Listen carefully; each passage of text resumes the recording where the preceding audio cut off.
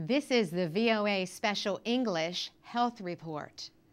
Malaria control efforts currently depend on things like chemically treated bed nets and spraying against mosquitoes. But scientists keep trying to find other ways to prevent the disease. A number of vaccines remain under development. Most contain genetically engineered versions of a few proteins from the Plasmodium parasite. Plasmodium is the organism that causes malaria. These modified proteins are designed to get the body's defenses to launch an immune response against the Plasmodium. But the parasite contains thousands of proteins. Another experimental vaccine includes a deactivated version of the entire parasite.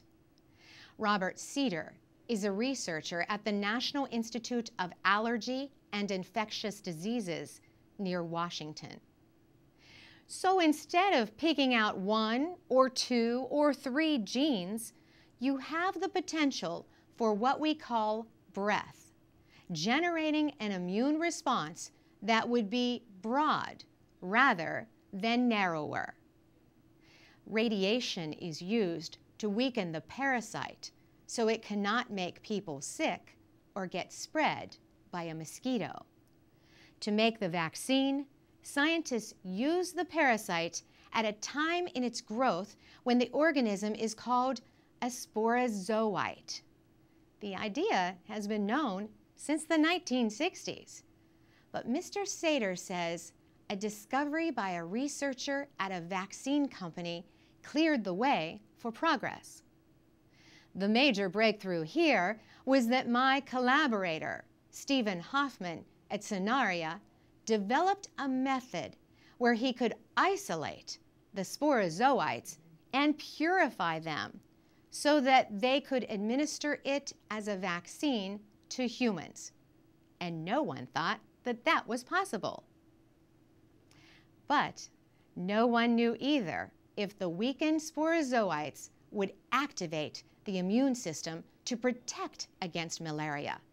So researchers tested it on volunteers and found that it was safe, but it was not very effective.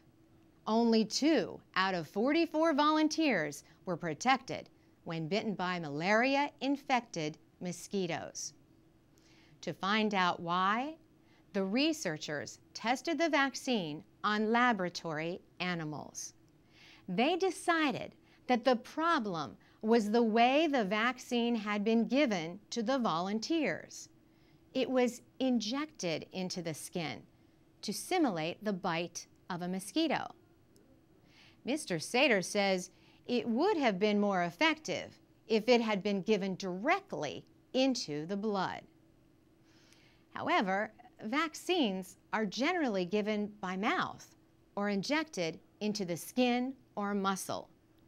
Having to inject it into the blood could make vaccination programs more difficult if the vaccine is approved for general use. For now, more testing is needed.